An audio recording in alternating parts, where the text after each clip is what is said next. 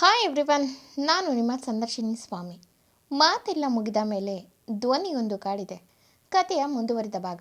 ಅದಕ್ಕೂ ಮೊದಲು ನನ್ನ ಕಥೆಗಳು ನಿಮಗೆ ಇಷ್ಟವಾಗಿದ್ದರೆ ತಪ್ಪದೆ ಕಮೆಂಟ್ ಮಾಡಿ, ಲೈಕ್ ಮಾಡಿ, ಶೇರ್ ಮಾಡಿ. ಹಾಗೆ ನನ್ನ ಚಾನಲ್ಗೆ ಹೊಸಬರಿದ್ದರೆ ಸಬ್ಸ್ಕ್ರೈಬ್ ಆಗಿ ಪಕ್ಕದಲ್ಲಿರುವ ಬೆಲ್ ಐಕನ್ನ ಕ್ಲಿಕ್ ಮಾಡಿ. ಇದರಿಂದ ನನ್ನೆಲ್ಲ ಕಥೆಗಳ ನೋಟಿಫಿಕೇಶನ್ ನಿಮಗೆ ಸಿಗುತ್ತೆ. ಸೊ ಬನ್ನಿ ಕಥೆಯ ಮುಂದುವರಿದ ಭಾಗನ ನೋಡೋಣ. ಎಪಿಸೋಡ್ 28 ಇಂದಿನ ಸಂಚಿಕೆಯಲ್ಲಿ ತ್ರಿಶೂಲ್ ಮತ್ತು ಭವಿಷ್ಯ ನಡುವೆ ನಡೆದಂಥ ಘಟನೆಯನ್ನು ಪುರೋಹಿತರು ನೋಡಿ ನಿಮ್ಮಿಬ್ಬರನ್ನ ಆ ದೇವರು ಜೋಡಿ ಮಾಡ್ತಿದ್ದಾನೆ, ಮುಂದೆ ಒಳ್ಳೆಯದಾಗುತ್ತೆ ಎನ್ನುತ್ತಾರೆ. ಮುಂದೆ ತ್ರಿಶೂಲ್ಗೆ ಇದೊಂದು ಸೋಚಕವೇ ಸರಿ, ಮಗು ಯಾಕಾಗಿ ಮಾಡ್ತು ಅದೇ ಸಮಯಕ್ಕೆ. ಪುರೋಹಿತರು ಹೇಳಿದ್ದು ಕರೆಕ್ಟು.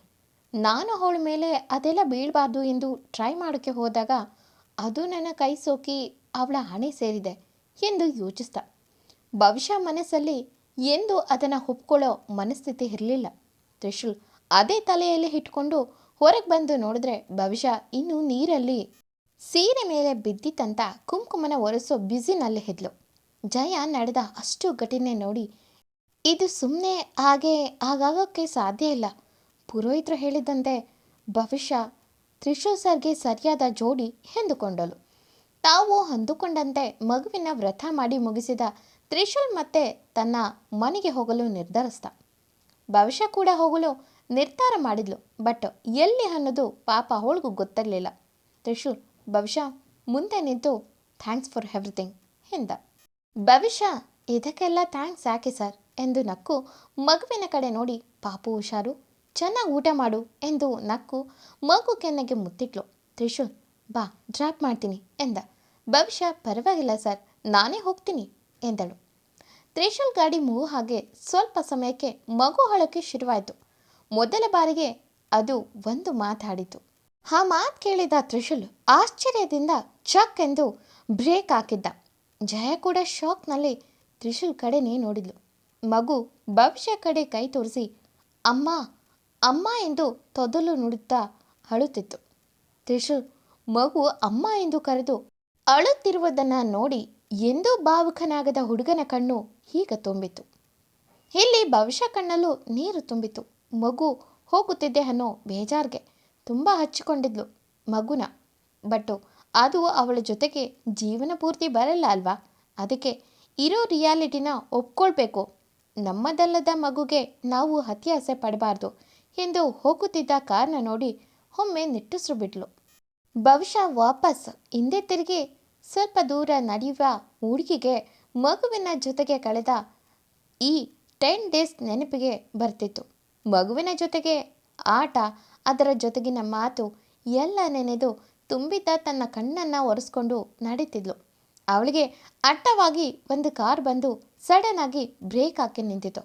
ತಕ್ಷಣ ಭವಿಷ್ಯ ತುಂಬಿದ್ದ ತನ್ನ ಕಣ್ಣುಗಳನ್ನು ಒರೆಸ್ಕೊಂಡು ತಲೆ ಎತ್ತಿ ನೋಡಿದ್ರೆ ಅದು ತ್ರಿಶೂಲ್ ಕಾರ್ ಆಗಿತ್ತು. ಒಳಗೆ ಮಗುವಿನ ಅಳುವಿನ ಶಬ್ದ ಕೇಳ್ತಿತ್ತು. ತ್ರಿಶೂಲ್ ಕಾರ್ನಿಂದ ಇಳಿದು ಅಳುತ್ತಿದ್ದ ಮಗುನ ಎತ್ಕೊಂಡು ಬಂದು ಭವಿಷ್ಯ ಹತ್ರ ಬಂದ. ಭವಿಷ್ಯಗೆ ಆಶ್ಚರ್ಯ ಆಯಿತು. ತನ್ನ ಕಣ್ಣನ್ನು ಒರೆಸ್ಕೊಂಡು ಏನಾಯಿತು ಸರ್ ಎಂದಳು. ಮಗು ಬಾಯಿಂದ ಮತ್ತೊಮ್ಮೆ ಅಮ್ಮ ಎನ್ನುವ ಶಬ್ದ ಕೇಳಿ ಈಗ ಭವಿಷ್ಯ ಕೂಡ ಸ್ಪೀಚ್ಲೆಸ್ ಆಗಿ ನಿಂತಿದ್ಲು. ತ್ರಿಶೂಲ್ ಭವಿಷ್ಯ ಮುಖ ನೋಡಿ ಮಗುನ ಅವಳ ಮುಂದೆ ಹಿಡ್ದ. ಭವಿಷ್ಯ ಏನಾಯಿತು ಸರ್ ಎಂದು ಅಳುವ ಮಗುನ ನೋಡಿ ಏನಾಯಿತು ಪಾಪು ಎಂದು ಅದನ್ನು ಅಪ್ಪಿ ತನ್ನೆಗಲ ಮೇಲೆ ಹಾಕಿ ಮಗುನ ಸಮಾಧಾನ ಮಾಡುವವಳ ಕಣ್ಣು ಕೂಡ ತುಂಬಿತ್ತು. ಜಯ ಪಾಪ, ಅವಳಿಗೂ ಈ ಮಗು ಅಂದರೆ ತುಂಬ ಇಷ್ಟ ಎಂದುಕೊಂಡಳು. ತ್ರಿಶೂಲ್ ಭವಿಷ್ಯ ಮುಂದೆ ನಿಂತು ದೀರ್ಘವಾಗಿ ಅವಳನ್ನೇ ನೋಡಿ ನನ್ನ ಮದುವೆ ಆಗ್ತೀಯಾ ಎಂದ ಸ್ಟ್ರೈಟ್ ಆಗಿ.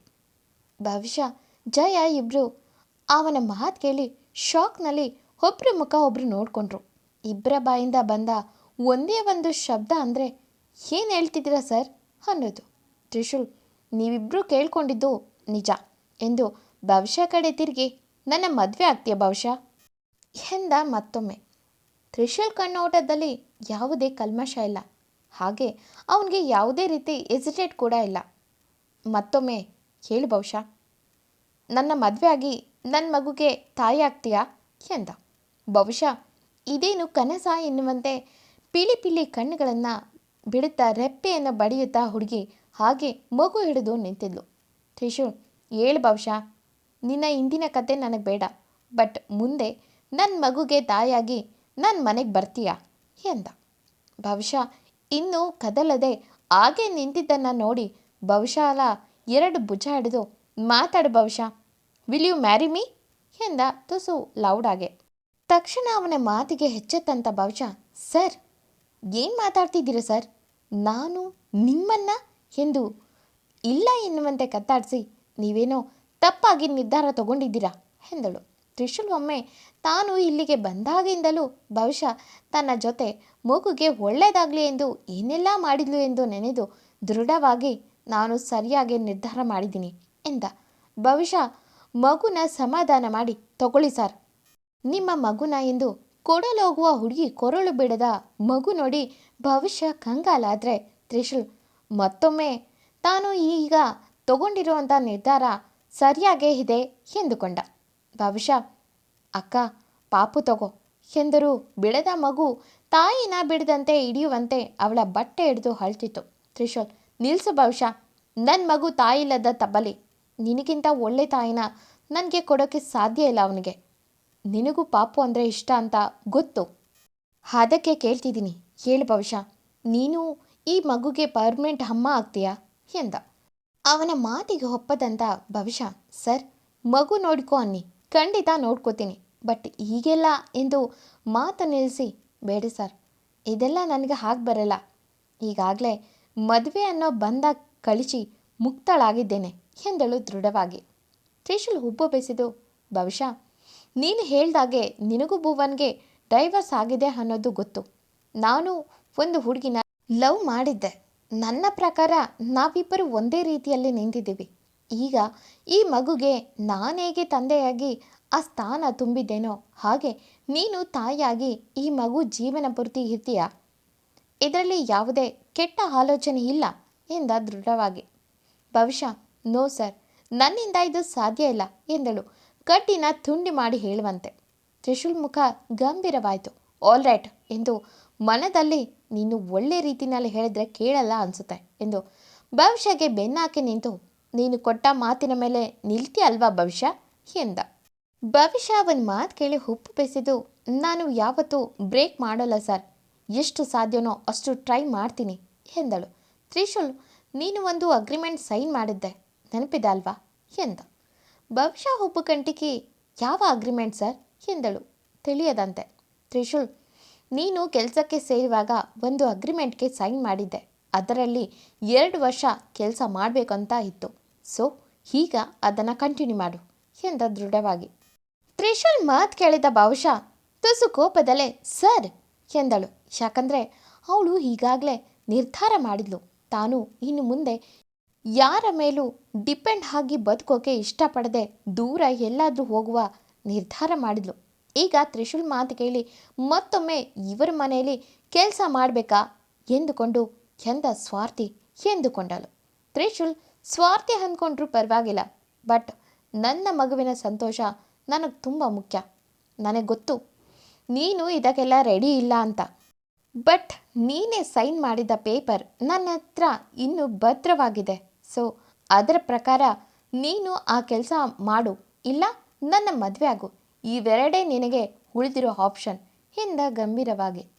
ಅವನ ಮಾತು ಕೇಳಿದ ಭವಿಷ್ಯ, ಸರ್ ಒಬ್ಬರ ಜೀವನದ ನಿರ್ಧಾರ ಮಾಡೋಕ್ಕೆ ನೀವ್ಯಾರು, ನಾನು ಏನು ಮಾಡ್ತೀನಿ ಅದನ್ನು ನಾನೇ ನಿರ್ಧಾರ ಮಾಡ್ತೀನಿ ಎಂದಳು.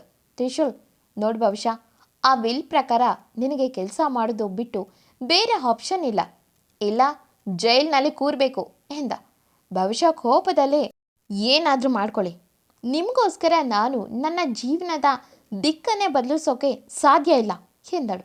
ಭವಿಷ್ಯ ಬೇಡ ಎಂದಷ್ಟು ತ್ರಿಶೂಲ್ ಮನಸ್ಸು ಕಠಿಣವಾಗಿ ನಿರ್ಧಾರ ಮಾಡಿತ್ತು. ಭವಿಷ್ಯ ಮುಂದೆ ನಿಂತು ಕೋಪದಲ್ಲೇ, ನೋಡು ಭವಿಷ್ಯ, ನನ್ನ ಮದುವೆ ಆಗದಿದ್ರೂ ಚಿಂತೆ ಇಲ್ಲ, ಅಟ್ಲೀಸ್ಟು ಮಗು ನೋಡ್ಕೊಳಕ್ಕಾದರೂ ಮನೆಗೆ ಬಾ ಎಂದ ಕೊನೆಯ ಬಾರಿ. ಭವಿಷ್ಯ ಇಲ್ಲ ಸರ್, ನಾನು ಬರಲ್ಲ, ಆಗ ಬದುಕೋಕೆ ಕೆಲಸ ಬೇಕಿತ್ತು, ನಿಮ್ಮ ಮನೆಯ ಅನ್ನದ ಋಣ ನನಗಿತ್ತು, ಅದಕ್ಕೆ ನೀವು ಒಡೆದ್ರೂ ಸುಮ್ಮನಿದ್ದೆ, ಬಟ್ ಈಗ ಅದು ಸರಿ ಕಾಣಲ್ಲ, ಪ್ಲೀಸ್ ಇದರಲ್ಲಿ ಒತ್ತಾಯ ಮಾಡಬೇಡಿ ಎಂದು ಮಗುನ ಹಾಗೆ ಹೆಗಲ ಮೇಲೆ ತೂಗಿ ಮಲಗಿಸಿ, ತಗೊಳ್ಳಿ ಸರ್, ನಿಮ್ಮ ಮಗುನ ಎಂದು ಅವನಿಗೆ ಮಗುನ ಕೊಟ್ಟು ಆಶ್ರಮದ ಕಡೆ ನಡೆಯುತ್ತಾಳೆ. ಮುಂದೆ ತ್ರಿಶೂಲ್ ಏನು ಮಾಡ್ತಾನೆ? ಅವಳನ್ನು ಇದಕ್ಕೆ ಒಪ್ಪಿಸ್ತಾನ? ಎಂದಿನಂತೆ ಮುಂದಿನ ಎಪಿಸೋಡ್ಗಳಲ್ಲಿ ನೋಡಿ ಈ ಕತೆ ಮುಂದುವರಿಯೋದು. ಈ ಕತೆ ನಿಮಗೆ ಇಷ್ಟವಾಗಿದ್ದರೆ ತಪ್ಪದೆ ಕಮೆಂಟ್ ಮಾಡಿ, ಲೈಕ್ ಮಾಡಿ, ಶೇರ್ ಮಾಡಿ. Thank you for watching.